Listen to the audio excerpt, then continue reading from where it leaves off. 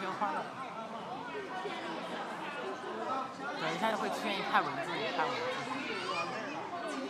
来了。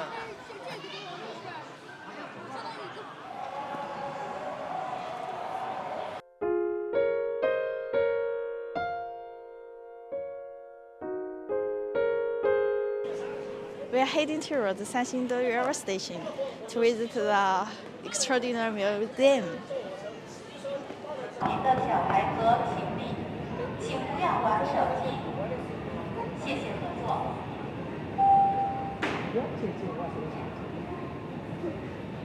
蛮有味道，那是拿煤拿物资的车，不是拿人的。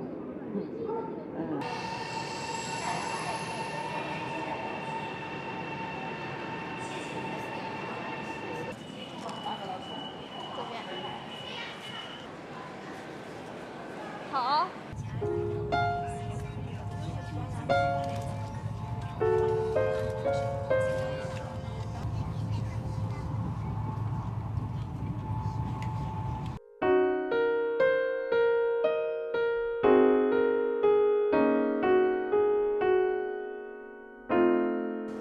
It took us 20 yuan from the Guanghan North Station to the Sanxingdui Museum. We take a radar hailing car.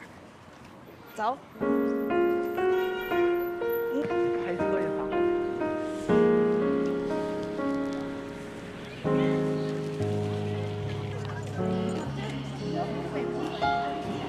Since Sanxingdui is such a must-see attraction, it gets packed pretty quickly.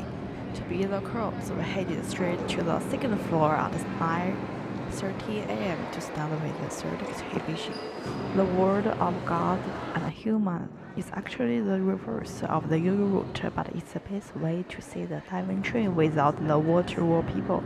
Visiting in reverse works surprisingly well. We hit the third gallery, surrounded by the gift shop in the first floor, and then headed to the second exhibition to see the masks and sacrificial relics.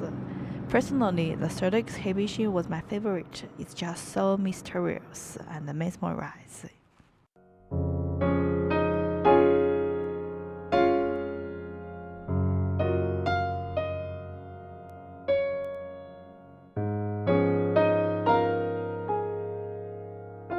The bronze diving trains consist of 3 levels with 3 birds perched on each level. Next to these birds, the branches are adorned with bronze flowers and fruit. According to legend, there are 10 sunbirds in total that take turns acting as the sun. This is why the diving bird is a central motif in almost all sun-related patterns in our ancient culture.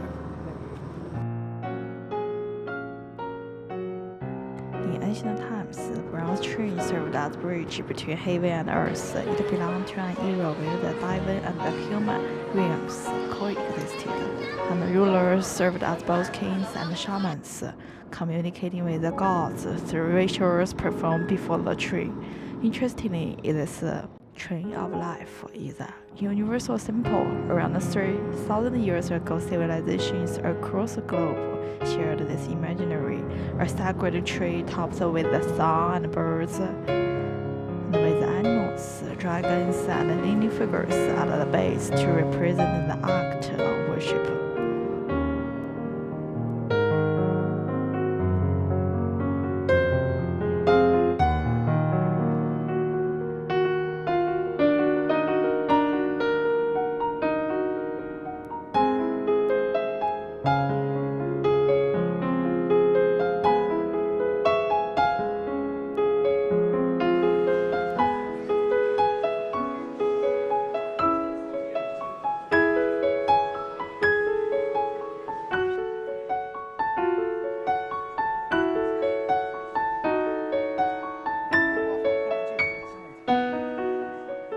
You will notice that these muscular bronze figures were the heavy lifters of the sacrificial ceremonies.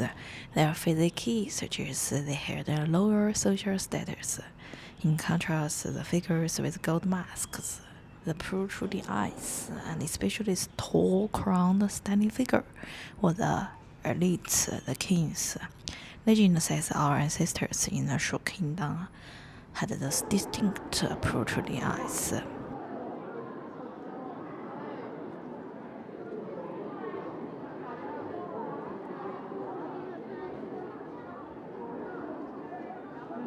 We still admire this kind of build too. The strong arms, large hands, and sturdy frames. Some locals even have facial features that bear a striking resemblance to these ancient masks.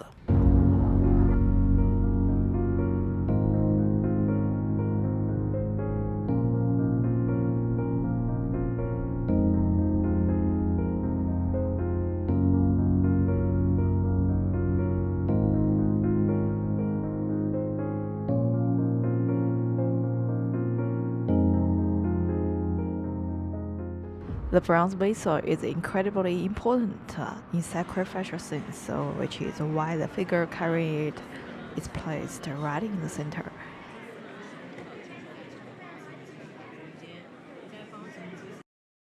You will notice that the design blends human and animal features, with dragons, snakes, and tigers being the most common.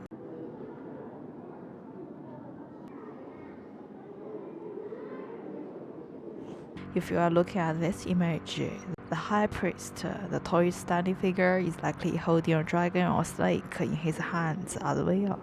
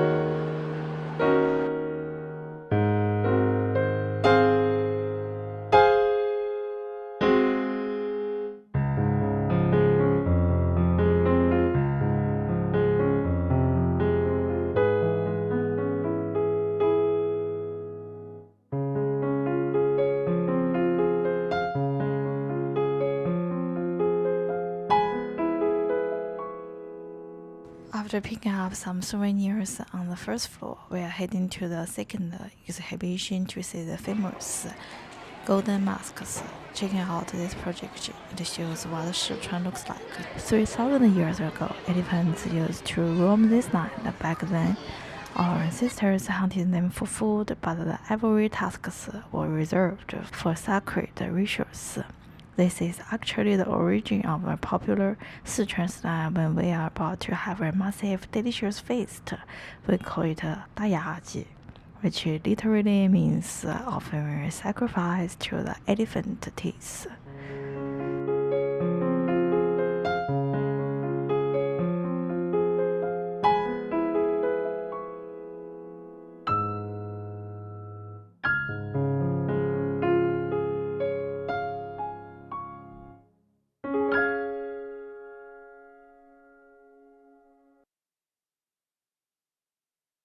You will also see the golden masks here, just like the diving train. Golden masks were a global phenomenon 3,000 years ago, appearing in ancient civilizations all over the world.